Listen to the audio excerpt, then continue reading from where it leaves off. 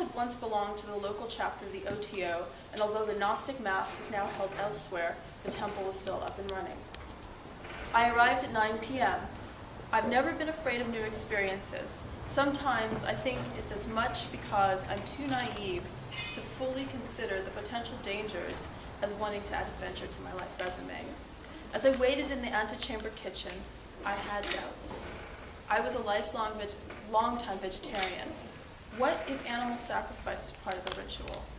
What if I was asked to participate in an orgy? Among the jars of grains and legumes on the kitchen shelves lurked bottles of strange unguents, sealed with red wax and labeled with alchemical symbols. The walls of the kitchen were covered with equal parts anarchist posters and colorful occult paintings. People continued to file in as I found a chair near the table and chain smoked. My lover was nowhere to be found. At 9:30, a bishop emerged from the velvet curtain draped across the temple's entrance. Holding up an inverted crucifix, he instructed us to remove our shoes before filing through the door. He told us to acknowledge the crucifix in some manner. Many chose to spit on it, then erupted into scandalized giggling. The temple was plush and inviting. Candles and strings of holiday lights illuminated the room. Cushions covered the floor. On the walls hung beautiful paintings of Egyptian deities.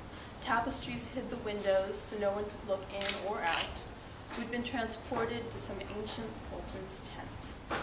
In the center of the room stood a long table holding what looked like a woman's body. Fabric draped over her revealed her curves. Her hair spilled out from underneath. As we settled onto the floor, libations of the four elements passed around constantly.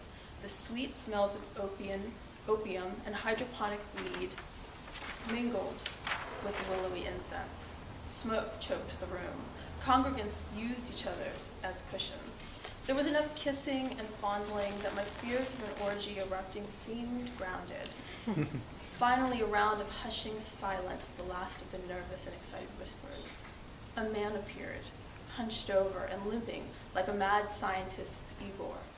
He delivered a preamble in a falsetto, rolling his eyes and sneering. Spittle came out of his mouth as he performed a banishing ritual. When he finished, the high priest appeared. He wore a black ceremonial robe, hands hidden by long sleeves and his face almost entirely obscured by a droopy cowl. After his solemn and commanding entrance, he removed his hood and lit a black penis-shaped candle. He pulled a book from his robes and used the candle to illuminate the pages as he read a passage from the Catholic Mass, but backwards and phonetically. It sounded like the ominous gibberish of a record played in the wrong direction. Apparently, this is requisite of any black mass. The audience was encouraged to respond with the words, Nima, amen backwards. Many also punched the air with a fist, pinkies and pointers unfurled, the well-known gesture of Satan's horns, while screaming, Hail Satan! Hail Satan! Yes. Thank you. The priest dramatically ripped off the cloth to uncover a naked woman. Igor limped out from the shadows and took the cloth away. The lit candles surrounding her body. The priest held up a goblet and blessed the ceremonial wine. Next he held up a home-baked host and blessed or cursed that as well.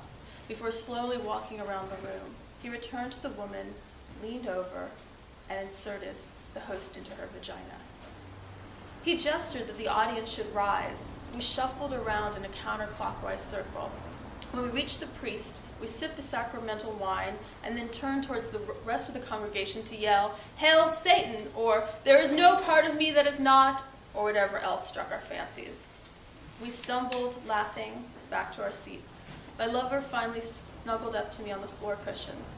He offered me a sip of some crazy intoxicant that smelled like burning broomsticks, but that made me feel delicious.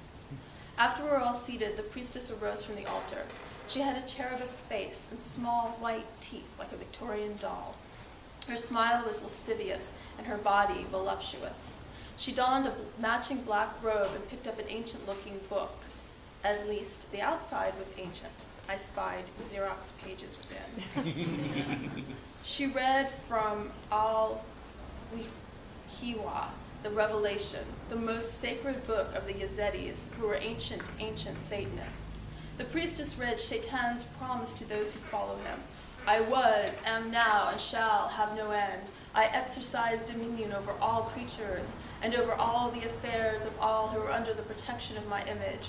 I am ever present to help all who trust in me and call upon me in time of need. There is no place in the universe that knows not my presence. I participate in all the affairs which those who are without call evil, because their nature is not such that they approve. I obtained a copy of this text after the Mass. The entire thing consisted of 5 chapters. The rest continues in a similar manner. After the priestess finished reading, the Mass concluded. Her robe fell off her shoulder so that white flesh peeked out. The Black Mass was different than I expected. I didn't feel that my immortal soul was in danger afterwards. It was more like an interactive people's theater or a performance of The Lonely Doll done here. Although it did somehow convey sacredness. It wasn't serious, but it meant something. People had fun. The Igor performed goofy pantomime church acts, which, whenever the mood threatened to get somber, cracking us up, libations passed constantly, and everyone participated heartily. Thus, I don't remember as much of the Mass as I wish I did. The couple seated to my left kissed and fondled each other without a care in the world. As far as I know, neither Satan nor Shaitan made an appearance during the evening, although he may have come in disguise. Apparently, the Black Mass is not about invoking Satan. In the Satanic Bible, Anton LaVey writes, "A Black Mass is not the magical ceremony practiced by Satanists. The Satanists would only employ the use of Black Mass as a form of psychodrama." The infamous mid-18th century Hellfire Club, to which Benjamin Franklin belonged, celebrated the Black Mass as part of their secret rites, invoking Satan as a symbol rather than an actual deity. In his book on the subject, Daniel P. Mannix writes, "There are 2 theories behind Satanism. In view of all the evil there is in the world, Satan is really God and should be worshipped as such, since no merciful God would permit wars, disease, famines, floods, earthquakes, and all the miseries around us. The other theory is that Satan is the natural leader of all the rebels who rise against the injustices of king, church, and society. Satan is a heroic figure who refuses to be pushed around." Certainly, America's forefathers, rebelling against England and all that it represented, would have embraced this later theory.